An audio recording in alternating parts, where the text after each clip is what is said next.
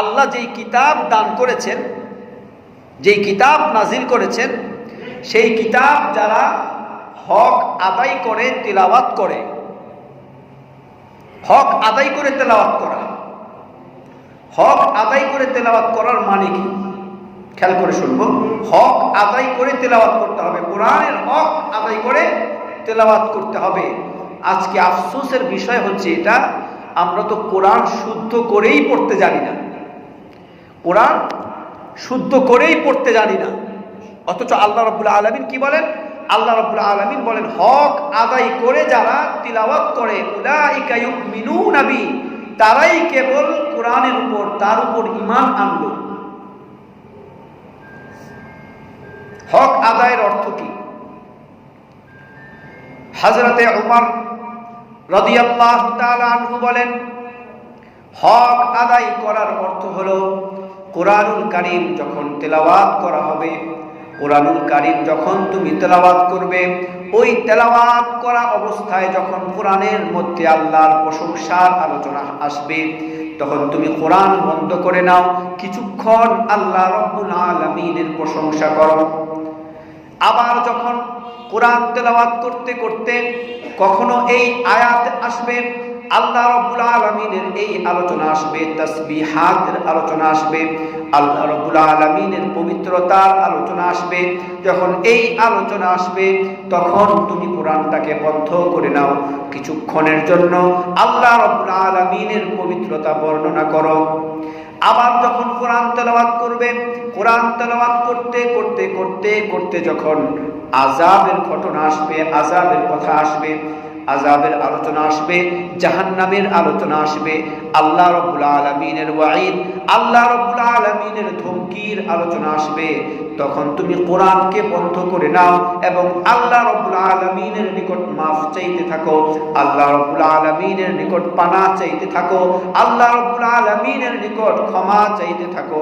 আবার যখন কোরআন তেলাওয়াত করবে, কোরআন তেলাওয়াত করতে করতে করতে করতে যখন জান্নাতের আলোচনা আসবে, সুসংবাদের আলোচনা আসবে, কোরআনটাকে বন্ধ করে নাও, কোরআনটাকে বন্ধ করে তুমি কিছুক্ষণ সময়ের জন্য আল্লাহ রাব্বুল আলামিনের নিকট জান্নাত চাইতে থাকো, জান্নাত চাইতে থাকো।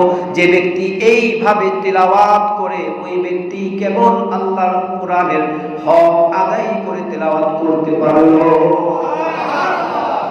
আফসোসের বিষয়, আমরা কখন বুঝবো, কিভাবে বুঝবো যে এই আলোচনা আসছে, যে আল্লাহর প্রশংসার আলোচনা আসছে, এখন আমাকে আল্লাহর প্রশংসা করতে হবে, আল্লাহর তাসবিহাতের পবিত্রতা বর্ণনার আলোচনা আসছে, তো আমি এখন আল্লাহর তাসবিহাতের আলোচনা করব। আল্লাহর আযাবের কথা আসছে, এখন আমি আল্লাহর কাছে মাফ চাইবো। জান্নাতের কথা আসছে, তো আল্লাহর কাছে জান্নাত চাইবো। বলে আমি তো কোরআন বুঝি না, আর বুঝি তো নাই, বুঝা তো দূরের কথা, বলে আমি কোরআন শুদ্ধ করে আল্লাহর কালাম পড়তেই জানি না। আফসোস, ঠিক কি না?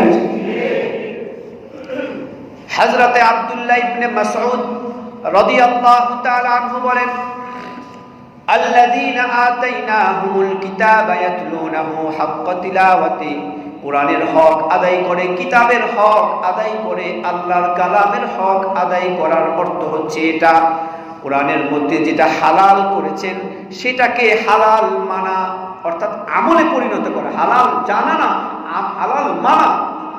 আল্লাহ রাব্বুল আলামিন কোরআনের মধ্যে যেটাকে হালাল করেছেন সেটাকে হালাল হিসাবে মানা, কোরআনের মধ্যে আল্লাহ রাব্বুল আলামিন যেটাকে হারাম করেছেন সেটাকে হারাম হিসাবে মানা, এটাই হচ্ছে হক আদায় করে তেলাওয়াত করা। কিন্তু আমরা অনেক মুসলমান আছি, জানি সুদ হালাল না হারাম। কি বলেন, হালাল না হারাম? সুদ হারাম জানি, কিন্তু আমি সুদি কারবার করি। ঘুষ নেওয়া, ঘুষ দেওয়া, ঘুষ খাওয়া হারাম জানি, কিন্তু আমি মানতে পারি না।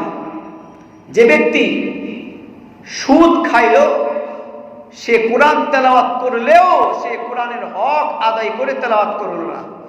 যে ব্যক্তি ঘুষ দিল, খাইল বা নিল, বলে সে ব্যক্তি কোরআন তেলাওয়াত করলেও সে কোরআন হক আদায় করে তেলাওয়াত করল না। ঠিক কিনা? ঠিক। গান বাদ্য শুনলো, অথচ জানে গান বাদ্য শোনা, গান বাজনা শোনা হারাম, এরপরেও সে শুনে কোরআন তেলাওয়াত করলেও সে কোরআন তেলাওয়াতের হক আদায় করে তেলাওয়াত করলো না, অর্থাৎ ওই ব্যক্তি কোরআনের এই আয়াতকে মানলো না। ঠিক কিনা ঠিক? কোরআনের আয়াত না মানলে কি হয়? কোরআনের আয়াত না মানলে মুসলমান থাকে? কোরআনের আয়াত না মানলে মুসলমান থাকে? আজকে আমরা কোরআনের আয়াত জানি, কোরআনের আয়াত মানি না। কি বলে ঠিক কিনা? আল্লাহ রাব্বুল আলামিন বলছেন, আল্লাযীনা আতাইনাহুমুল কিতাবা ইয়াতলুনাহু হাক্কা তিলাওয়াতি উলাইকা ইউমিনুনা বিহি ওয়া মান ইয়াকফুর বিহি ফাউলাইকা হুমুল খাসিরুন। যে ব্যক্তি হক আদায় করে কোরআন তেলাওয়াত করলো, হক আদায় করে তেলাওয়াত করলো, সেই ব্যক্তি কেবল ঈমানদার। সাহাবা আজমাইন কোরআনের হক কিভাবে আদায় করতেন? আল্লাহ রাব্বুল আলামিন ৭ নম্বর পারার প্রথম আয়াতের মধ্যে এসেছে। আল্লাহ রাব্বুল আলামিনের আয়াত, وَإِذَا سَمِعُوا مَا أُنزِلَ إِلَى الرَّسُولِ تَرَى أَعْيُنَهُمْ تَفِيضُ مِنَ الدَّمْعِ مِمَّا عَرَفُوا। আল্লাহ রাব্বুল আলামিন বলেন, وَإِذَا سَمِعُوا مَا أُنزِلَ إِلَى الرَّسُولِ تَرَى أَعْيُنَهُمْ تَفِيضُ مِمَّا عَرَفُوا أَعْيُنَهُمْ تَفِيضُ مِنَ الدَّمْعِ مِمَّا عَرَفُوا।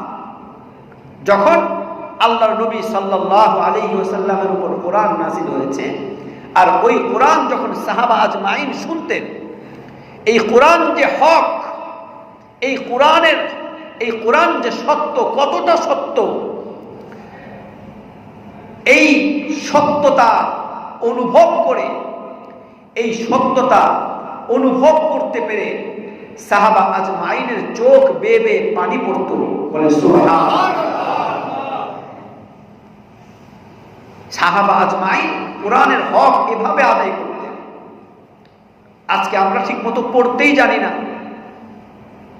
হযরতে উবাই ইবনে কাব রাদিয়াল্লাহু তাআলা আনহু সম্পর্কে আছে, উবাই ইবনে কাব কোরআনের হক আদায় করে এত সুন্দরভাবে তেলাওয়াত করতেন।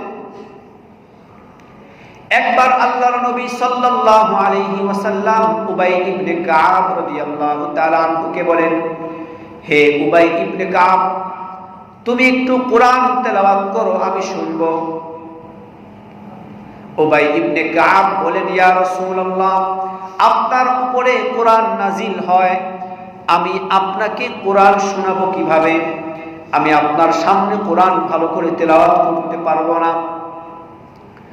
আল্লাহর নবী বলে, উবাই ইবনে কাব, কোরআন তেলাওয়াত শোনাও, আমি তোমার কোরআন তেলাওয়াত শুনবো। উবাই ইবনে কাব আল্লাহর নবীকে বলেন, ইয়া রাসূলুল্লাহ, ইয়া হাবিবাল্লাহ, আমি আপনাকে কোরআন তেলাওয়াত শোনাতে পারবো না।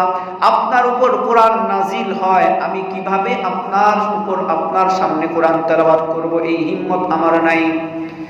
আল্লাহর নবী বলে, উবাই ইবনে কাব, তুমি কোরআন তেলাওয়াত করো, তুমি কোরআন তেলাওয়াত করো, কোরআন তেলাওয়াত করো। আল্লাহ রাব্বুল আলামিন তোমাকে কোরআন তেলাওয়াত করতে বলেছেন এবং তোমার কোরআন তেলাওয়াত শুনতে আমি আল্লাহর নবীকে আদেশ দিয়েছি। কোরআন তেলাওয়াত করতে বলেছেন আর তোমার তেলাওয়াত আল্লাহ, স্বয়ং আল্লাহ আমাকে শুনতে বলেছেন, আমি নবী, আমাকে শুনতে বলেছেন। আল্লাহ, কি তেলাওয়াত করতেন উবাই ইবনে কাব? এটাকে বলে হক আদায় করে তেলাওয়াত করা। উবাই ইবনে কাব বলেন, ইয়া রাসূলুল্লাহ, কি বলেন? আল্লাহ রাব্বুল আলামিন আমাকে কোরআন তেলাওয়াত করতে বলেছেন, আপনাকে কোরআন তেলাওয়াত শুনতে বলেছেন। আল্লাহর নবী বলেন, হ্যাঁ, তোমাকে কোরআন তেলাওয়াত করতে বলেছেন, আর আমি বিশ্ব নবীকে তোমার কোরআন তেলাওয়াত শোনার জন্য আদেশ করেছে। এবার উবাই ইবনে কাব বলেন, ইয়া রাসূলুল্লাহ, আল্লাহ রাব্বুল আলামিন যে আমাকে কোরআন তেলাওয়াত করতে বলেছেন, আল্লাহ রাব্বুল আলামিন কি আমার নামটা বলেছেন নাকি? আল্লাহ কি আমার নাম উচ্চারণ করে বলেছেন? উবাই ইবনে কাব বলেন, আল্লাহ কি আমার নামটা উচ্চারণ করে এরপরে বলেছেন। আজকে মাননীয় প্রধানমন্ত্রী যদি আমার নামটা উচ্চারণ করে, আমাকে স্মরণ করে, তাহলে আমার মনে কতটা খুশি হবে, আমার মনে কতটা খুশি লাগবে। যদি একজন এসে আমাকে বলে, হুজুর আজকে তো আপনার নাম উচ্চারণ করে প্রধানমন্ত্রী আপনাকে স্মরণ করছে, বা আপনার অ্যাডামরা কত, কি বলে, তখন আমার অন্তরের মধ্যে আমার মধ্যে একটা ভাব এসে যে হ্যাঁ আমি তো অনেক ক্ষমতাবান, আমার ক্ষমতা ঠেকায় কি বলে। কারণ প্রধানমন্ত্রী আমার নাম উচ্চারণ করছেন, আমি আবার তাকে জিজ্ঞাসা করতে চাই, আমি তাকে জিজ্ঞাসা করব কি প্রধানমন্ত্রীকে আমার নামটা নিয়েই বলেছেন। কারণ প্রধানমন্ত্রী যে আমার নাম নিছে বলে এটা তো অকল্পনীয়। তদরূপ হযরতে উবাই ইবনে কাব আল্লাহর নবীকে আবার বারবার জিজ্ঞাসা করতে লাগলেন, ইয়া রাসূলুল্লাহ, ইয়া হাবিবাল্লাহ, আল্লাহ কি আমার নামটা নিয়েই বলেছেন নাকি? কারণ আল্লাহ কারো নাম নিলে এই নাম নেয়ার মজাই আলাদা, কি বলে ঠিক কিনা? এই নাম যে নিছেন, যার নাম নেয় আল্লাহ, ওই ব্যক্তির মজা, ওই ব্যক্তির স্বাদই আলাদা, কি বলে ঠিক কিনা? হযরতে বিলাল হাবশী রাদিয়াল্লাহু তাআলা আনহুকে জিজ্ঞাসা করা হলো, ও বিলাল, তোমার নিকট সবচাইতে আনন্দময় মুহূর্ত কোনটা? তোমার নিকট সবচাইতে আনন্দময় মুহূর্ত কোনটা? বিলাল রাদিয়াল্লাহু তাআলা আনহু বলেন, আমার নিকট সবচাইতে আনন্দ উৎফুল্লতার মুহূর্ত হলো ওইটা যখন আমাকে কাফেররা, আল্লাহর নবীর দুশমনেরা, আল্লাহর দুশমনেরা যখন মরুভূমির উত্তপ্ত বালুর মধ্যে শোয়া রাখতো আর আমার বুকের উপর পাথর চাপা দিয়া রাখতো, ওই মুহূর্তগুলা যে আমার কেটেছে, ওই মুহূর্তগুলাই আমার জীবনের সবচাইতে শ্রেষ্ঠ আনন্দের মুহূর্ত। জিজ্ঞাসা করা হলো এর কারণ কি? এর কারণ কি? বলে এর কারণ হলো এটা, যখন নাকি কাফেররা আমাকে বলতো মুহাম্মদের ধর্ম ছাড়, মুহাম্মদের ধর্ম ছাড়, আমাদের প্রভুকে মেনে নে, আমাদের প্রভুদেরকে মেনে নে, তখন আমি সশব্দে কথা বলতে পারতাম না, আমি শুধু আঙ্গুল দিয়ে ইশারা করতাম, আঙ্গুল দিয়ে ইশারা করতাম, আঙ্গুল দিয়ে ইশারা করতাম, আর জবানে শুধু এতটুকুই বলতে পারতাম, আহাদ আহাদ আহাদ, একমাত্র আমার আল্লাহ এক, এক আল্লাহ, আল্লাহ ছাড়া আর কোনো ইলাহকে আমি মানি না। যখন আমি এই কথা বলতাম তখন আমি আমার কানে শুনতে পাইতাম, ও বেলাল, আমার কানে আমি শুনতে পাইতাম যেন আমার আল্লাহ আমার কানে বলে দিচ্ছে, ইসবির ইয়া বেলাল, ইসবির ইয়া বিলাল, ইসবির ইয়া বেলাল, ও বেলাল তুমি ধৈর্য ধারণ করো। আমি আমার কানে শুনতে পাইতাম, মনে হচ্ছে আমার আল্লাহ আমাকে বলছে, ইসবির ইয়া বেলাল, হে বেলাল তুমি ধৈর্য ধারণ করো, ধৈর্য ধারণ করো, ধৈর্য ধারণ করো। এই একত্ববাদের শক্তি, একত্ববাদের স্বীকারোক্তি তোমাকে তোমার আল্লাহর জান্নাত পর্যন্ত পৌঁছায়া দিবে। যখন নাকি আমি শুনতাম, আমার কাছে মনে হতো আমার আল্লাহ আমাকে বলছেন, ইসবির ইয়া বেলাল, ইসবির ইয়া বেলাল। আমার আল্লাহর কুদরতি কণ্ঠে আমার নামের উচ্চারণ শুনে আমি ওই যে উমাইয়া বিন খালফ, এই সমস্ত কাফেরেরা আমাকে যে পাথর চাপা দিয়ে রাখছে, এই কষ্টের অনুভূতি, এই কষ্ট ভুলে আমার কাছে মনে হতো, আমার কাছে এমন একটা আনন্দ, আমার কাছে এমন একটা ভালো লাগা আমার অন্তরে অনুভব আমি করতাম, আমার জীবনের শ্রেষ্ঠ মুহূর্ত ওই পাথরের নিচে চাপা পড়া আর ওই মরুভূমির বালুর উপরে শুয়ে থাকা যে মুহূর্তগুলো কাটছে, ওই মুহূর্তগুলাই আমার জীবনের শ্রেষ্ঠ মুহূর্ত। কারণ আমি আমার কানে আমার আল্লাহর কুদরতি কণ্ঠে আওয়াজ শুনতে পাইতাম, ইসবির ইয়া বেলাল, এ বেলাল ধৈর্য ধারণ করো, ও বেলাল ধৈর্য ধারণ করো। বলেন সুবহানাল্লাহ। আল্লাহর নামের,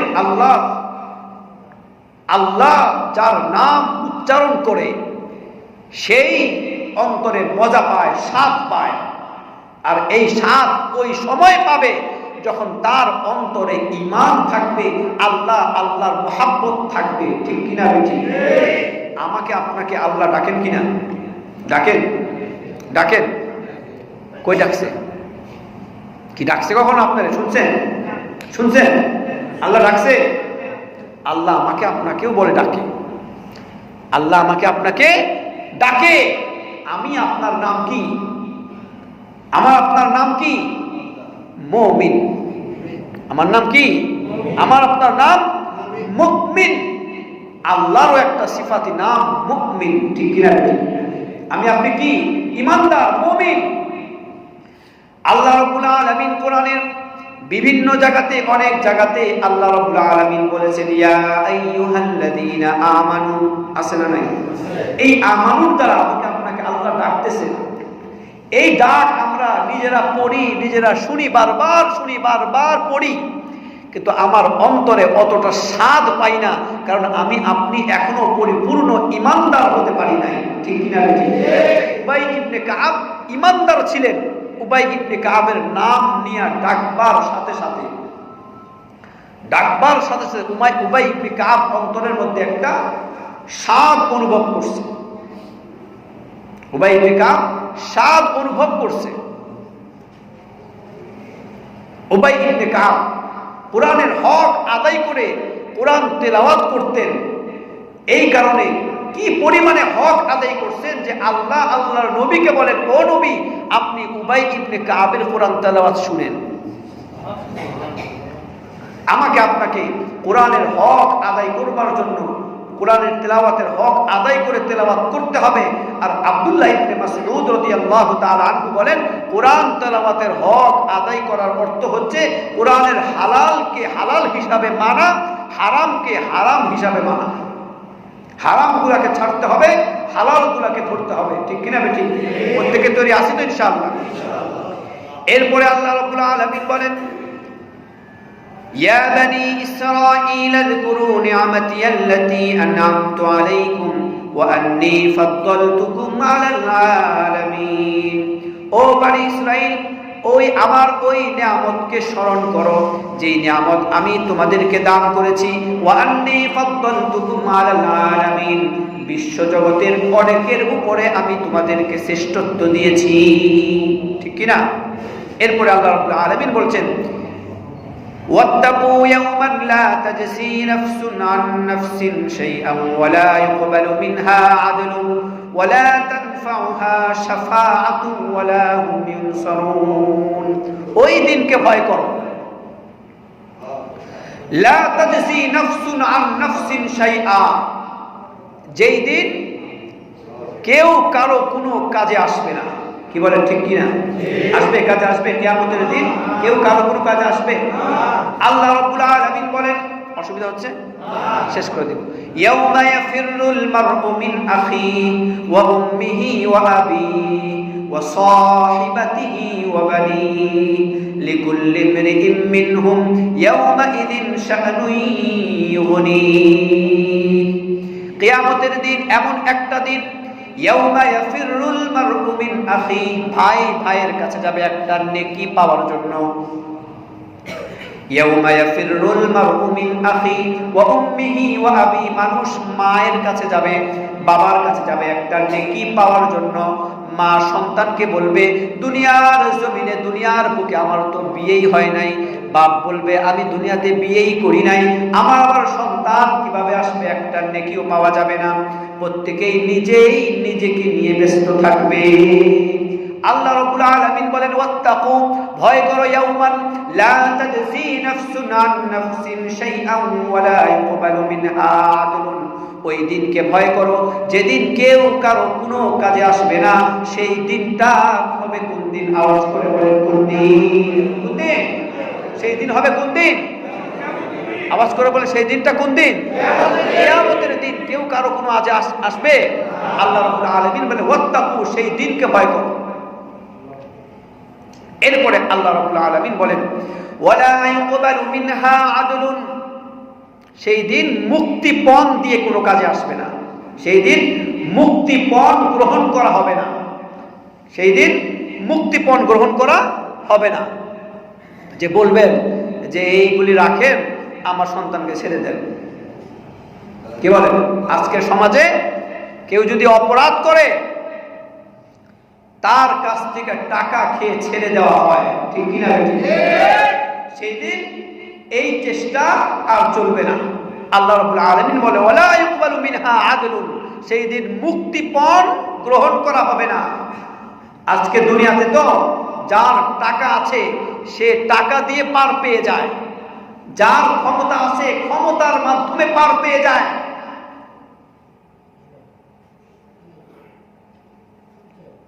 এরপরে আল্লাহ রাব্বুল আলামিন বলেন কিয়ামতের ময়দানে ওয়ালা ইউকবালু মিনহা আদলুন, কিয়ামতের ময়দানে মুক্তিপণ দিয়ে কোনো কাজে আসবে না, মুক্তিপণ দিয়ে আপনি ছাড় পাবেন না। মুক্তিপণের মাধ্যমে পরিত্রাণ পাওয়া, জাহান্নাম থেকে বাঁচা সম্ভব নয়, ঠিক কি না? এরপরে আল্লাহ রাব্বুল আলামিন বলেন ওয়ালা তানফাউহা শাফাআহ, কিয়ামতের ময়দানে সুপারিশ কোনো কাজে আসবে না। কিয়ামতের ময়দানে কোনো সুপারিশ কারো কোনো উপকারে আসবে না। আজকে ক্ষমতাধর ব্যক্তি যদি কেউ অন্যায় করে, কোন শক্তিশালী ব্যক্তি ক্ষমতাবান ব্যক্তি যদি অন্যায় করে, তাহলে মামু খালুর মাধ্যমে সুপারিশ করায়া সেখান থেকে বেঁচে যাওয়া সম্ভব। আল্লাহ রাব্বুল আলামিন এটা দিয়ে বলে, এই আয়াত দিয়ে বলেন ওয়ালা তানফাউহা শাফাআহ, কিয়ামতের ময়দানে খালু মামু চাচার সুপারিশ দিয়ে কাজে আসবে না, ঠিক কি না? ঠিক। ওয়ালা হুম ইউনসারুন, কিয়ামতের ময়দানে কোনো সাহায্যকারী থাকবে না।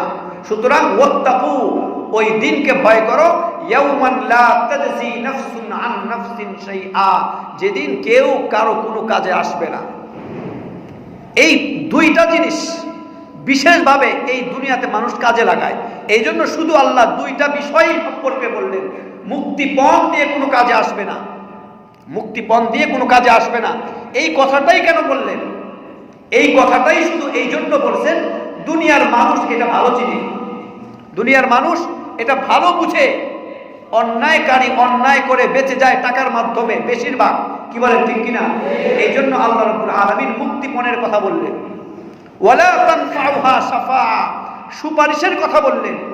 আরো অন্যান্য অনেক কিছুর কথা বলতে পারতেন, কিন্তু আল্লাহ রাব্বুল আলামিন ওয়ালা তানফাউহা শাফাআহ, সুপারিশ কোনো কাজে আসবে না, এই কথাটাই শুধু বললেন। কেন বললেন? কারণ দুনিয়াতে সুপারিশের দ্বারা, অন্যের সুপারিশের দ্বারা, মামু খালুর সুপারিশের দ্বারা মানুষ পার পেয়ে যায়।